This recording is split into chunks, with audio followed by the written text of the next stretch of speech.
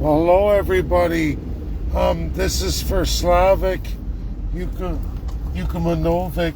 I think I got that right. I don't even know if I think it's Vukmanovic.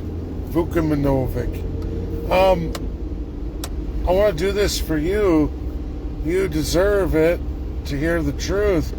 You pin a Facebook post on your profile about the oath of allegiance and how wrong that is, but incorrectly you go to Westminster and you go that was the change. That amendment in the Canadian Constitution gave all the power to Canada. Canada's independent from UK now, and that Canada can chart its own course and declarations of independence are okay.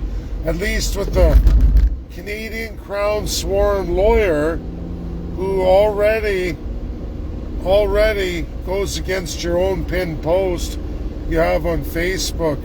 I'm not an idiot. I've been all over the world to all the greatest constitutional experts on independence. That is called researching and following what I call the legal path to independence.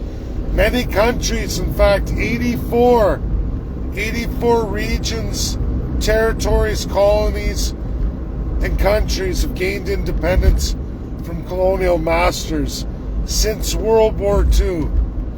That's where you start, not with those sworn to the crown in Canada who are sworn to be and beholden to that. In fact, that is the essence of their bar in Canada.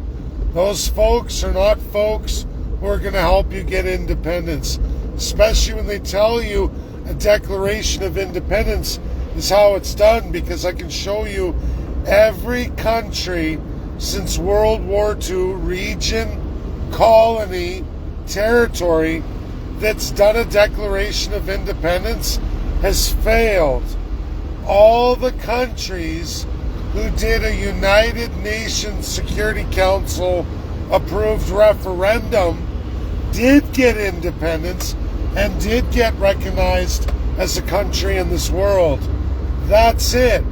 You can't provide me a single example of a successful Declaration of Independence by anybody.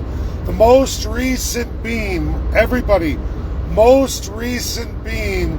my good friend Hector Lopez Bolfil from Catalan, Spain, who in 2017 wrote the Declaration of Independence, again, everybody, for Catalan, and they hosted that declaration after winning a massive majority of MPs in a unitary state to break away from Spain. They had 96% of the MPs won in an election for independence, declared independence, and then all got arrested, thrown out of their country, were vetoed by USA, Russia, China, UK, and France. Vetoed. Why? Because they didn't follow international law. They did a unitary action without a UNSC approved referendum. That's it. No matter what any Canadian lawyer tells you, again, who's sworn to the crown, contrary to what they tell you, all legal precedent in this world today since World War II shows that a Declaration of Independence is absolutely the wrong path to take. And if you want to fail, do it that way. Those about Alberta and Quebec who already knows, you've already seen what happens in your own style referendum, your own style Canadian approved Clarity Act. It never works out for any of you. If you want to see a referendum that was approved, hosted by the United Nations Security Council, and absolutely saw independence, The most recent example is Sudan, South Sudan and Sudan. A simple referendum hosted worldwide by the United Nations Security Council. Very simple question. Not even a written question. A visual one.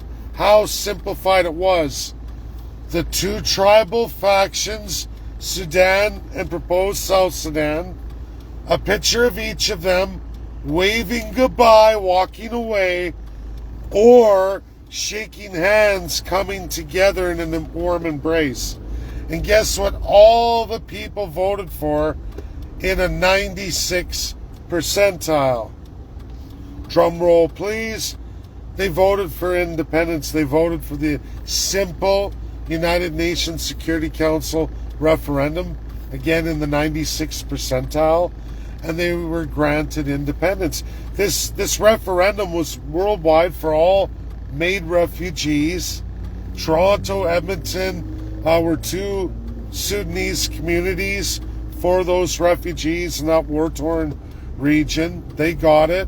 All over the world they got it, hosted by every nation in the UN. They had to. That is two examples of what, one, not to do, and one, what absolutely to do. Now, I gave that truth in Alberta independence. I show it. I showcase a heck of a lot more than that. But all of a sudden, now it's all thrown away again by who? Canadian bar sworn lawyers who are sworn to the Crown that they themselves are to uphold. And if they don't, they lose their bar. So let's look at Rocco Galati. A lot of people bring that up. And let's look at Bruce Pardy. Both have Canadian crowns. Both are signed, sealed, certified to Ottawa.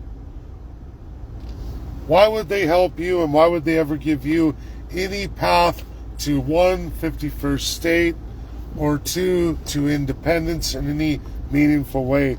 The answer is they won't, like every other one. Now, there is a pile of constitutional lawyers, written and published, who are the best in the entire world. Of those 100, I've got more than 75 who actually follow me, interact with me. I've been on academic stages with them worldwide, mostly via Zoom. But they know who I am. They know what I do and what I shared all of you. Absolute truth. I have no reason to lie to anybody. I am but a simple welder.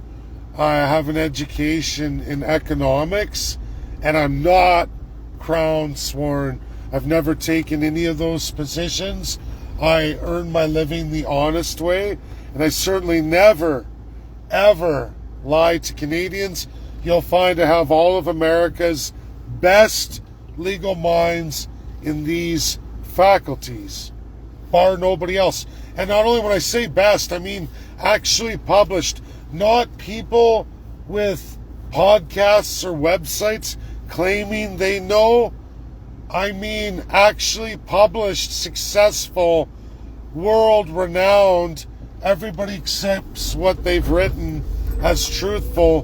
They've been vetted by the entire world of academia, meaning their works have already been screened and proven valid. That should be important. Here's the problem.